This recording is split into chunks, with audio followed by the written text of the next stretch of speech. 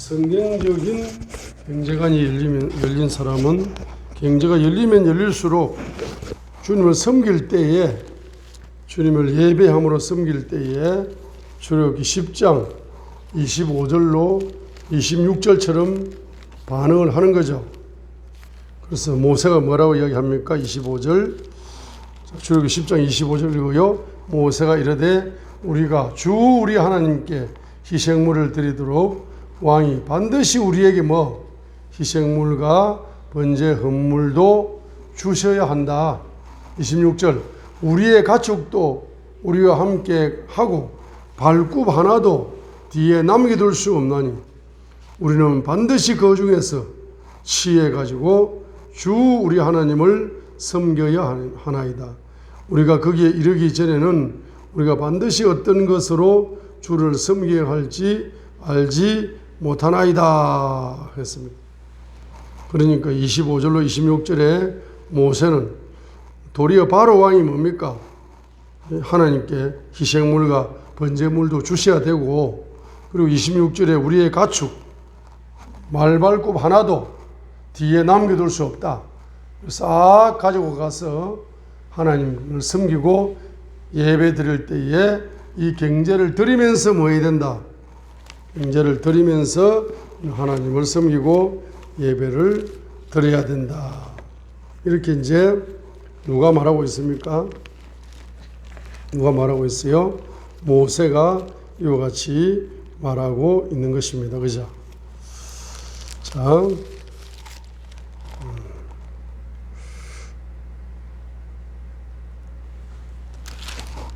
우리 사무엘하 8장 다윗을 보겠습니다. 다윗은 그 경제를 정복하게 될 때에 사무엘하 8장 11절처럼 뭡니까? 11절, 12절.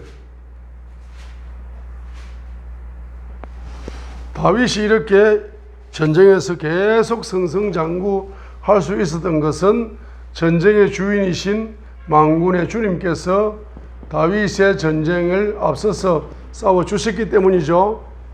그래서 다윗을 그렇게 할 수밖에 없었던 것은 사무엘하 8장, 다윗이 계속적으로 열방을 정복합니다. 정복을 해가지고 얻은 정복 경제를 사무엘하 8장 11절과 12절에서 주님을 섬기는데, 주님을 예배드리면서 섬기는데 경제를, 열방 경제, 정복 경제를 다윗이 주님 앞에 우선적으로 드리는 겁니다. 다윗이 전쟁의 승리의 비결은 이겁니다. 그죠? 주님을 섬기고 예배 드릴 때 최고의 경제를, 정복 경제를 우선적으로 자기가 쓰지 않고 주님을 섬기고 예배 드리는데 주님께, 전쟁의 주님이신 만군의 주님께 손에 올려드리는 겁니다. 그래서 사무엘하 8장 1절부터 9절까지, 10절까지는 지금 계속 뭐 하는 겁니까? 계속 지금 전쟁에 승리하는 겁니다. 그죠? 그때 11절 보세요. 사무엘하 8장 11절. 다윗 왕이 그것들도 주께 봉헌하되 자기가 정복한 모든 민족들에게서 취하여 봉헌한 은과 금, 그 시리아와 모압, 암몬 자손, 블레셋, 아말렉에게서 취한 것과 소바왕 르홉의 아들 하달에게서 취한 노략물과 함께 봉헌하니라 했어요. 이렇게 봉헌하다 보니까 13절에 다윗이 소돔 골짜기에서 시리아 사람 18,000명을 치고 돌아올 때에 이름을 떨치니라 했습니다. 그러니까 지금 1절로 10절에 계속적으로 열방을 정복해가지고 정복 경제를 11절과 12절, 사무엘하 8장 11절과 12절에 있는 것처럼 먼저 만군의 주님께, 주님을 섬기는데 먼저 이 정복 경제를 올려드리는 거죠. 올려드리게 되니까 주님께서는 13절에 있는 것처럼 다윗의 이름을 떨치도록 만들어 주실 뿐만 아니라 14절부터 18절에 있는 것처럼 다윗에게 행정의 은사를 주신다. 행정, 그러니까 사람을 갱령할 수 있는, 사람을 잘 갱령할 수 있는 은사, 행정의 은사입니다. 이게 14절로 18절. 14절로 18절. 그러니까 어떤 조직을, 사람을 잘 갱령할 수 있는 지혜와 은사를 하나님은 주신다. 그래서 행정, 다윗의 행정부를 잘 짤 수 있도록 적재적소에 사람을 그 주특기에 맞게 딱 배치할 수 있는 그러한 행정의 은사, 그러한 갱령의 능력, 자, 이런 것들을 다윗에게 하나님은 선물로 주시는 거죠. 그렇죠? 자, 그 다음에 이제 다윗 같은 경우에는 이제 하나님이 경제를 열어주실 때에 그 경제의 우선순위를 다윗은 바로 교회를 지어드리는, 성전을 건축하는데 그가 뭐합니까? 성전 건축을, 다윗은 첫 번째로 성전 건축을 어떻게 합니까? 성전 건축을 사모한다. 내 집을 짓는 것보다 하나님의 교회를 지어드려야 되겠다. 사무엘하 7장 1절로 2절에 보면은, 그죠? 역대상 29장 3절에 보게 되면은 다윗은 성전 건축을 사모합니다. 마음으로만 사모하는 것이 아니라 실제로 힘을 다해서 저축을 합니다. 힘을 다해서 경제를 저축을 합니다. 어떤 목적을 가지고 역대상 29장 1절과 2절. 그래서 자기의 사유재산에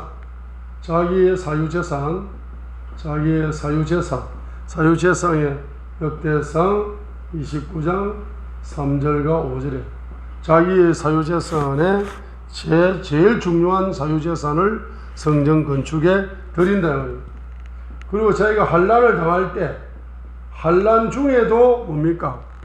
역대상 22장 14절, 자기가 환난을 당하는 주기에도 성전 건축이 1번이 목표가 되어가지고 죽기 전에 많은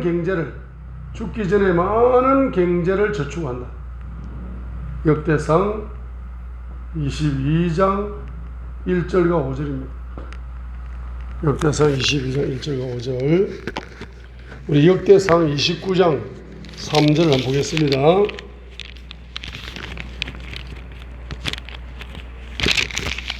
지금 역대기의 저자가 역대상의 마지막 부분에 마침표를 어떻게 짓느냐 하게 되면은, 바로 다윗은 하나님 마음에 합했다. 다윗이 왕으로 기름 부음을 받아가지고 이제 그가 바로 영적 전쟁에서 계속적으로 승리를 가져올 수 있었던 것은 영적 전쟁의 주인이신 만군의 주님께 예배를 드리고 나서 최고의 경제를 주님 앞에 먼저 드리면서 주님을 잘 섬김으로 말미암아서 그가 전쟁에 백전백승의 축복을 받을 수 있었을 뿐만 아니라, 그가 다윗의 시대가 이스라엘 역사 속에서 가장 무슨 시대다? 바로 번영의 꽃을 피웠던 시대가 다윗의 시대다. 하나님이 다윗을 높여주는 시대가 다윗의 바로 신앙 때문이다. 그럼 다윗은 어떤 신앙을 가졌느냐? 그래서 너희들도 뭡니까? 포로에서 돌아와가지고 70년 포로에서 돌아와가지고 너희들도 다윗 시대의 옛 영광을 회복하기 위해서는 다윗처럼 물질을 이렇게 써라. 하나님이 물질을 이렇게 쓰라고 한 대로 그 경제 법칙을 따라 쓰면은, 다윗처럼 쓰면은 너희들도 다윗 시대의 옛 영광을 폐허 위에서 다윗 시대의 영광의 꽃을 피울 수가 있다. 요걸 좀 강조하기 위해 가지고 역대상 뒷부분에다가 지금 요걸 배치를 하는 거거든요. 교회 건축, 하나님의 집을 먼저 지어드리는 것이 다윗의 영광, 옛 영광을 폐허 위에서, 바로 빈곤 위에서, 부도 위에서, 70년의 그 황무지 위에서 다윗의 영광의 꽃을 피울 수 있는 것은 다윗처럼 경제를 사용해라 이 말입니다. 그렇죠?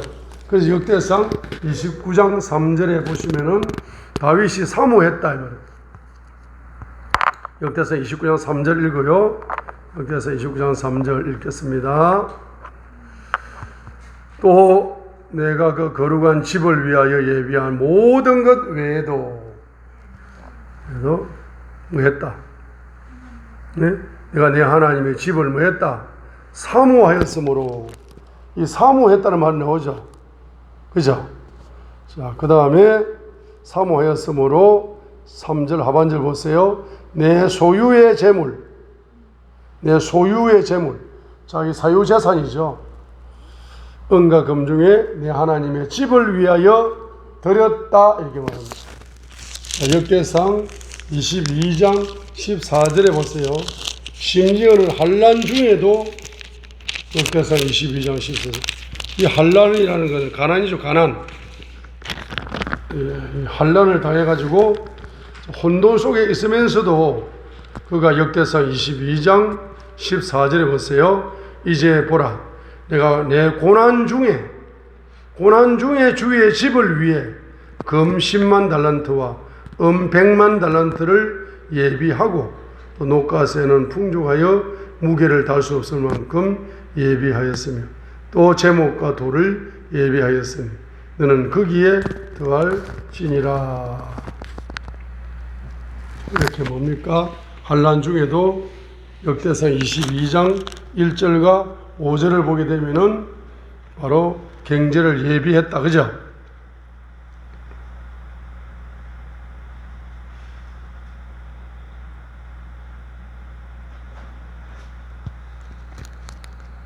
오 절 보세요. 다윗이 이르되 내 아들 솔로몬은 어리고 약한데 주를 위해 건축할 집은 반드시 지극히 장엄하고 모든 나라의 두루맹성과 영광을 나타내야 하리.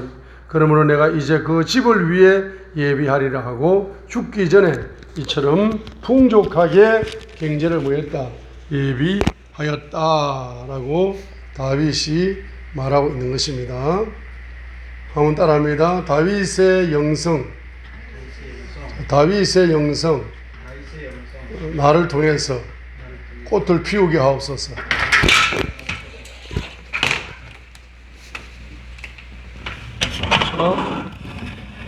다윗의 영성이 나를 위해서, 나를 통해서 다윗의 영성이 꽃을 피우게 하옵소서. 그죠? 다윗의 영성이 나를 통해서 꽃을 피우기 위해서는 뭐한다? 바로 내가 다윗처럼 이렇게 하나님이 경제를 사용하라고 하신 하나님의 목적대로 경제를 다윗처럼 사용하게 되면은 다윗의 영성이 나에게 뭐 된다? 임파테이션 되는 겁니다. 그죠? 항무지 위에도 꽃을 피울 수가 있는 겁니다. 다윗은 누구였습니까? 다윗은 양을 치는 목동이었단 말이죠. 그 양을 치는 무명의 목동을 하나님이 이스라엘에서 최고 유명한 왕으로, 무명한 사람, 다윗같이 최고로 무명한 목동이었지만은,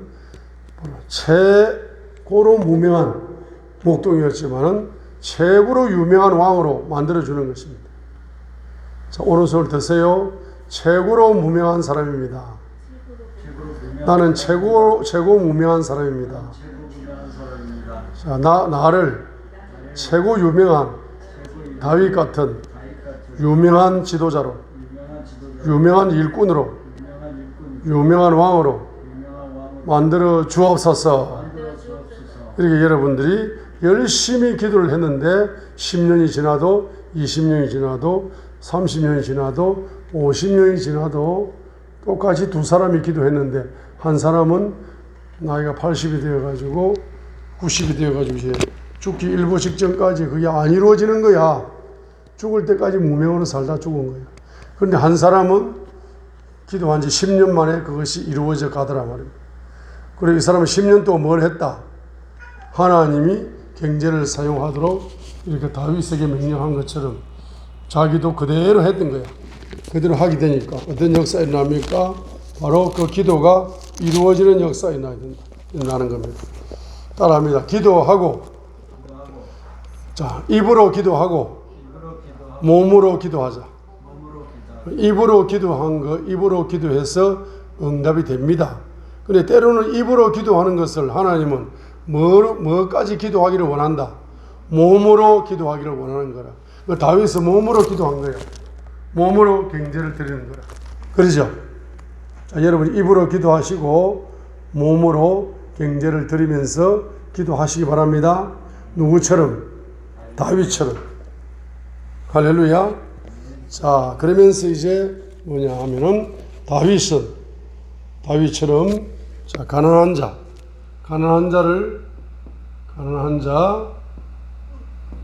자를 첫 번째는 불쌍히 여긴다. 가난한 자를 불쌍히 여긴다. 잠언 14장 21절 하반절. 성경을 한번 읽겠습니다. 잠언 14장 21절 하반절.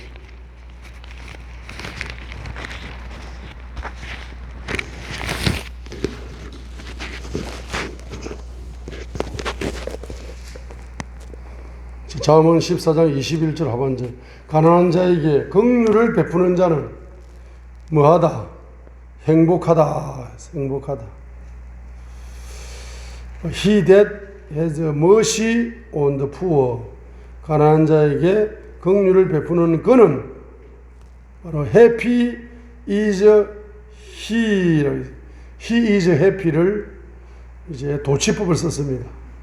자, 그래서 가난한 자에게 긍휼을 베푸는 자는 그는 행복하다.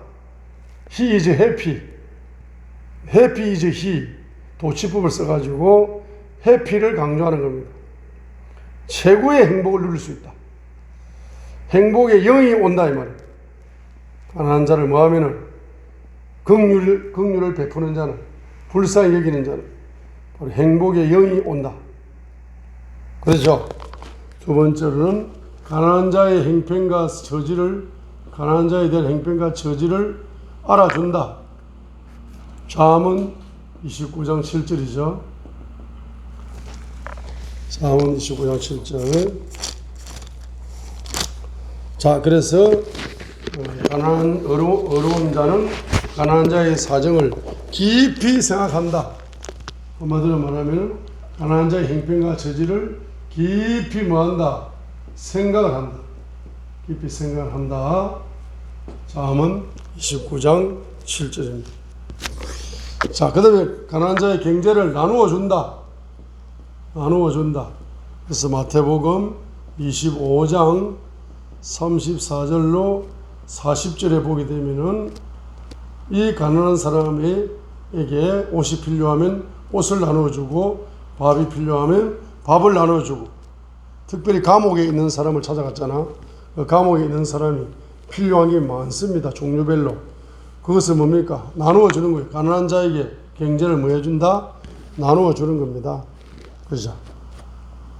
자, 이렇게 가난한 자를 깊이 사랑하는 이와 같은, 자, 근데 경제를, 가난한 자를 사랑하는데 뭐 하는 겁니까?